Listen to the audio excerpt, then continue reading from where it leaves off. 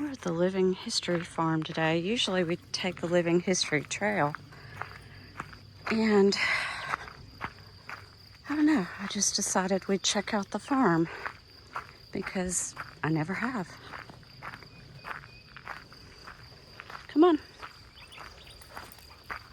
Let's see a car over there. I don't know, I'm assuming it's maintained by the park rangers.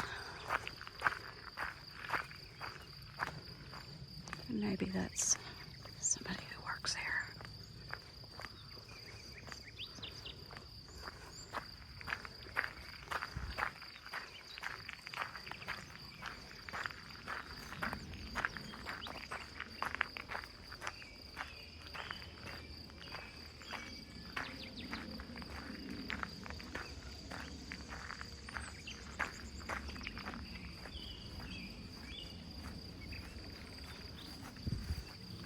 Welcome to Kings Mountain State Park.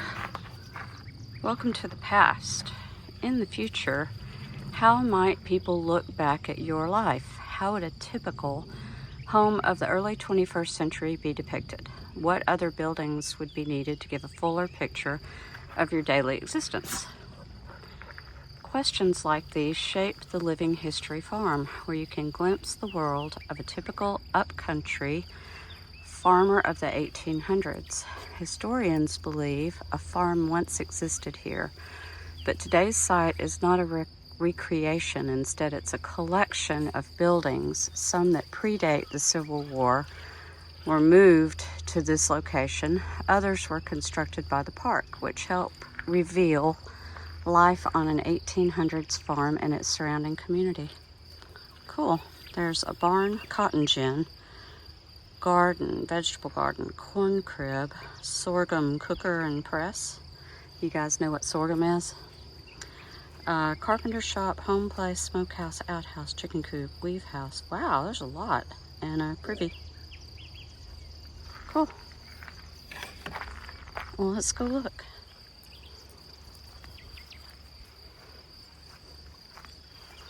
Let's see what this is. Some of these, like they say, predate the Civil War, which I think is pretty cool. Okay, this is the home place. I wonder if they ever open it up.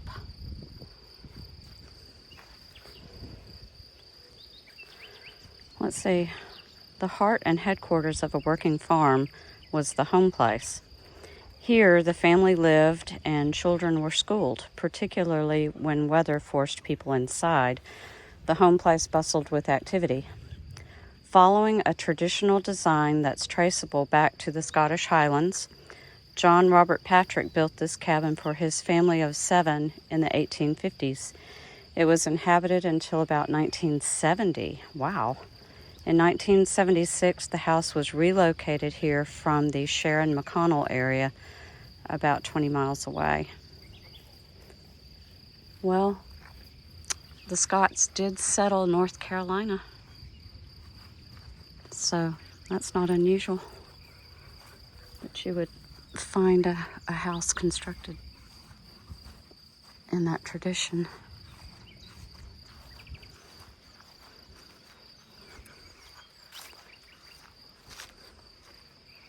At least on the inside, maybe, because outside I'm sure houses, well, I know they didn't. Houses in Scotland didn't quite look like that.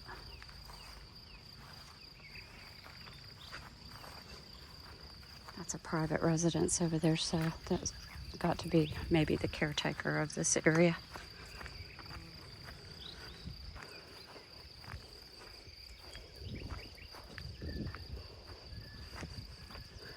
This is the barn because, oh look, a cow.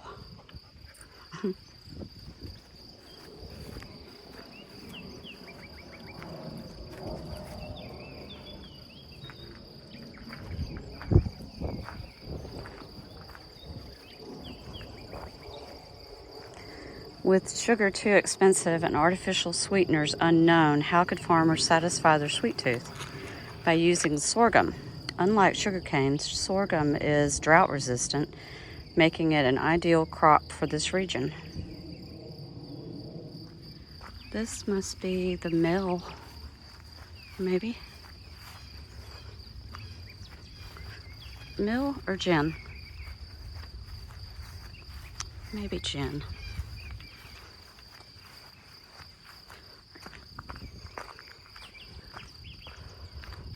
Cotton gin.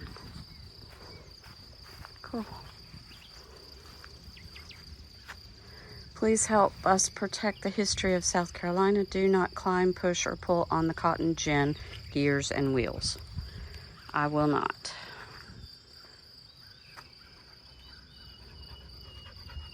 Cool.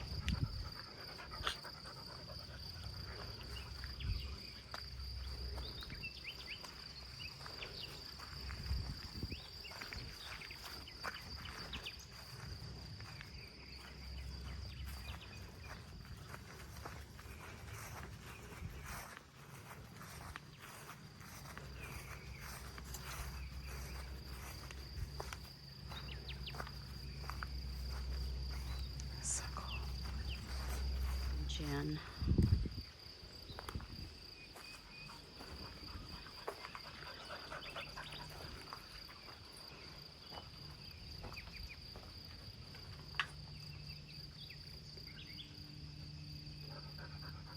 And I know that I've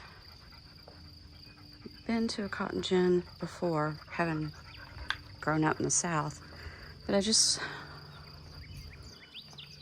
all looks like it was, I don't know, are horses responsible for turning all of this? This is definitely, it's all wooden.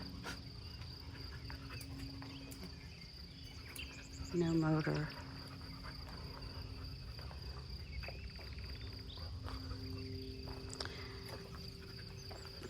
Don't judge. I'm not up on my history very much, not with regard to cotton gins.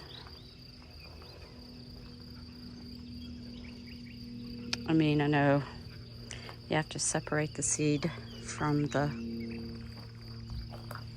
cotton, and then I don't know how it all works, to be honest. I'll have to read up on that. Was that a hitch down there? Would they have hitched horses or something to that? I don't know.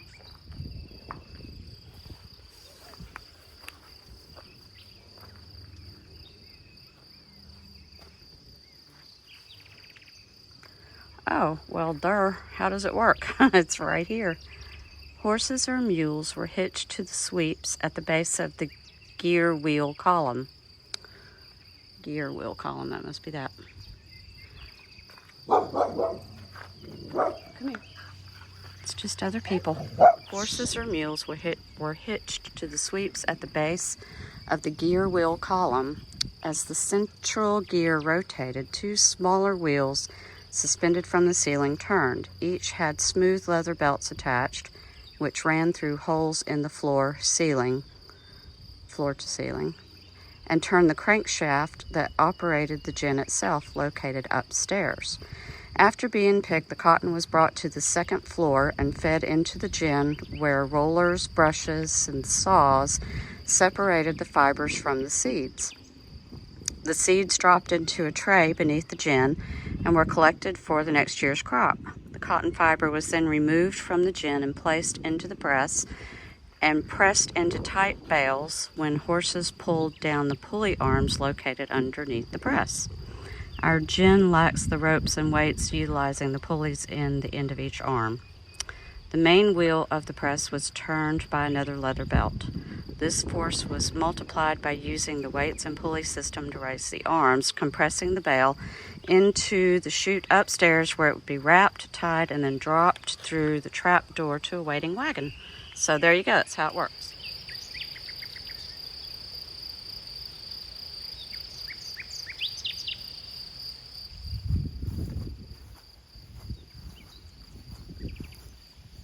Hey guys.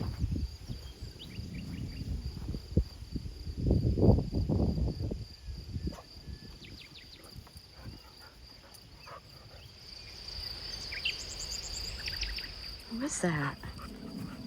Huh? Who is that? Shh.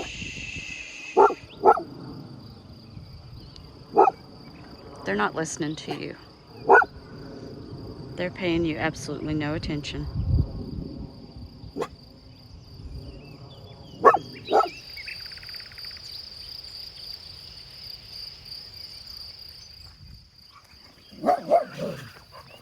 Now what are you barking at? There's nobody over here.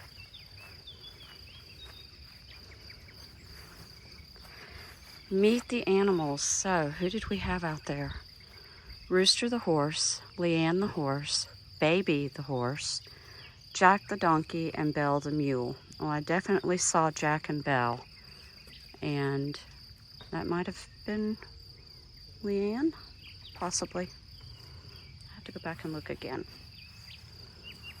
And this is their spot right here. It's their barn.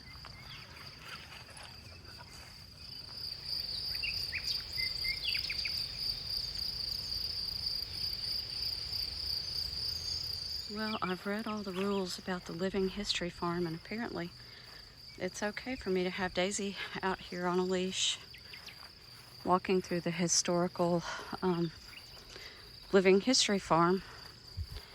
I keep getting park rangers that like to pull over and tell me I can't walk her at the front, even though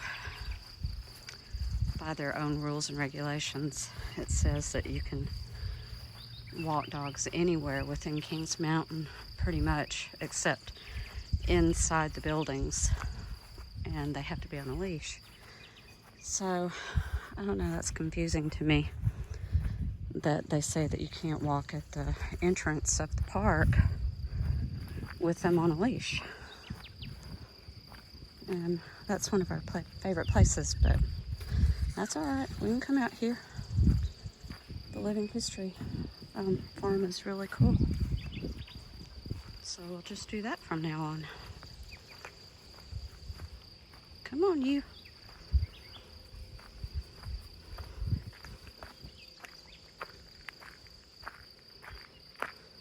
Come on.